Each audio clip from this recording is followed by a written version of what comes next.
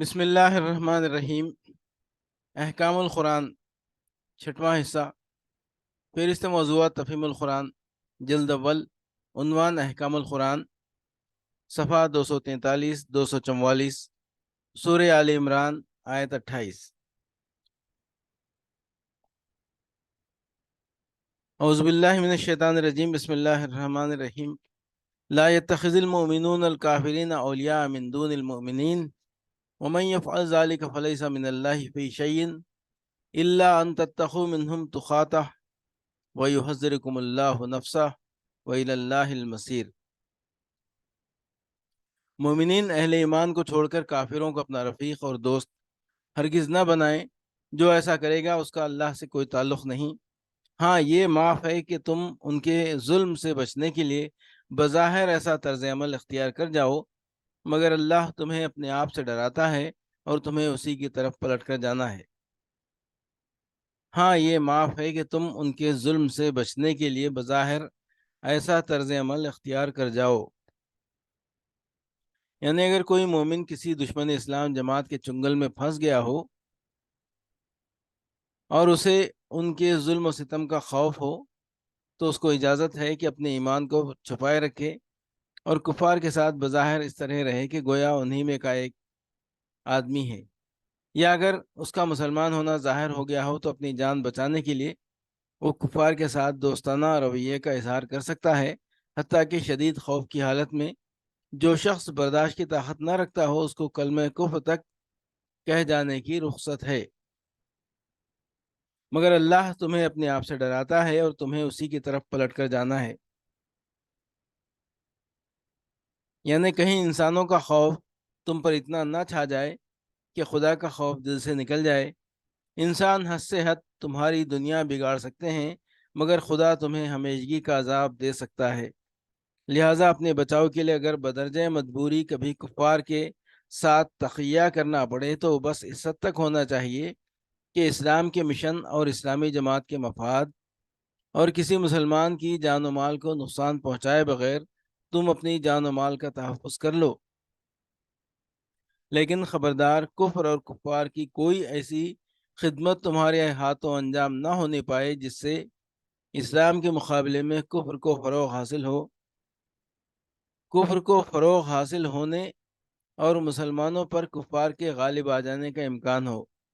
خوب سمجھ لو کہ اگر اپنے آپ کو بچانے کے لیے تم نے اللہ کے دین کو یا اہل دین کی جماعت کو یا کسی ایک فرد مومن کو بھی نقصان پہنچایا یا خدا کے باغیوں کی کوئی حقیقی خدمت انجام دی تو اللہ کے محاسبے سے ہرگز نہ بچ سکو گے، جانا تم کو بہرحال اسی کے پاس ہے۔ احکام القرآن، فہرست موضوعات تفہیم القرآن، جلد اول، عنوان احکام القرآن، صفحہ 277، سورہ آل عمران، آیت 104۔ وَلْتَكُن مِّنكُمْ أُمَّةٌ يَدْعُونَ إِلَى الْخَيْرِ وَيَأْمُرُونَ بِالْمَعْرُوفِ وَيَنْهَوْنَ عَنِ الْمُنكَرِ وَأُولَٰئِكَ هُمُ الْمُفْلِحُونَ۔ تم میں کچھ لوگ ایسے ضرور ہی رہنے چاہیے جو نیکی کی طرف بلائیں، بھلائی کا حکم دیں اور برائیوں سے روکتے رہیں۔ جو لوگ یہ کام کریں گے وہی فلاح پائیں گے۔ احکام القرآن، فہرست موضوعات تفہیم القرآن، جلد اول، عنوان احکام القرآن، صفحہ 282، سورہ آل عمران، آیت 118۔ یا ایھا الذین آمنوا لا تتخذوا بطانة من دونکم لا یالونکم خبالا ودوا ما عنتم قد بدت البغضاء من افواہہم وما تخفی صدورہم اکبر قد بینا لکم الآیات ان کنتم تعقلون۔ اے لوگو جو ایمان لائے ہو، اپنی جماعت کے لوگوں کے سوا دوسروں کو اپنا رازدار نہ بناؤ۔ وہ تمہاری خرابی کے کسی موقع سے فائدہ اٹھانے میں نہیں چوکتے۔ تمہیں جس چیز سے نقصان پہنچے وہی ان کو محبوب ہے۔ ان کے دل کا بغض ان کے منہ سے نکلا پڑتا ہے، اور جو کچھ وہ اپنے سینوں میں چھپائے ہیں وہ اس سے شدید تر ہے۔ ہم نے تمہیں صاف صاف ہدایات دے دی ہیں، اگر تم عقل رکھتے ہو تو ان سے تعلق رکھنے میں احتیاط برتو گے۔ وہ تمہاری خرابی کے کسی موقع سے فائدہ اٹھانے میں نہیں چوکتے۔ مدینے کے اطراف میں جو یہودی آباد تھے ان کے ساتھ اوس اور خزرج کے لوگوں کی قدیم زمانے سے دوستی چلی آتی تھی۔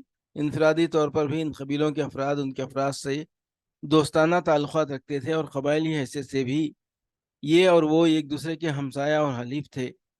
جب اوس اور خزرج کے قبیلے مسلمان ہو گئے تو اس کے بعد بھی وہ یہودیوں کے ساتھ وہی پرانے تعلقات نبھاتے رہے، اور ان کے افراد اپنے سابق یہودی دوستوں سے اسی محبت و خلوص سے ملتے رہے۔ لیکن یہودیوں کو نبی صلی اللہ علیہ وسلم اور آپ کے مشن سے جو عداوت ہو گئی تھی، اس کی بنا پر وہ کسی ایسے شخص سے مخلصانہ محبت رکھنے کے لیے تیار نہ تھے جو اس نئی تحریک میں شامل ہو گیا ہو۔ انہوں نے انصار کے ساتھ ظاہر میں تو وہی تعلقات رکھے جو پہلے سے چلے آتے تھے، مگر دل میں وہ اب ان کے سخت دشمن ہو چکے تھے، اور اس ظاہری دوستی سے ناجائز فائدہ اٹھا کر ہر وقت اس کوشش میں لگے رہتے تھے کہ کسی طرح مسلمانوں کی جماعت میں اندرونی فتنہ و فساد برپا کر دیں، یا ان کے جماعتی راز معلوم کر کے ان کے دشمنوں تک پہنچائیں۔ اللہ تعالیٰ یہاں ان کی اسی منافقانہ روش سے مسلمانوں کو محتاط رہنے کی ہدایت فرما رہا ہے۔ احکام القرآن، فہرست موضوعات، تفہیم القرآن، جلد اول، عنوان احکام القرآن، صفحہ 287، سورہ آل عمران، آیت 130۔ یا ایھا الذین آمنوا لا تاکلوا الربا اضعافا مضاعفا واتقوا اللہ لعلکم تفلحون۔ اے لوگو جو ایمان لائے ہو، یہ بڑھتا اور چڑھتا سود کھانا چھوڑ دو، اور اللہ سے ڈرو، امید ہے کہ فلاح پاؤ گے۔ اے لوگو جو ایمان لائے ہو، یہ بڑھتا اور چڑھتا سود کھانا چھوڑ دو۔ احد کی شکست کا بڑا سبب یہ تھا کہ مسلمان عین کامیابی کے موقع پر مال کی طمع سے مغلوب ہو گئے، اور اپنے کام کو تکمیل تک پہنچانے کے بجائے غنیمت لوٹنے میں لگ گئے۔ اس لیے حکیم مطلق نے اس حالت کی اصلاح کے لیے زر پرستی کے سرچشمے پر بند باندھنا ضروری سمجھا، اور حکم دیا کہ سودخواری سے باز آؤ، جس میں آدمی رات دن اپنے نفع کے بڑھنے اور چڑھنے کا حساب لگاتا رہتا ہے، اور جس کی وجہ سے آدمی کے اندر روپے کی حس بے حد بڑھتی چلی جاتی ہے۔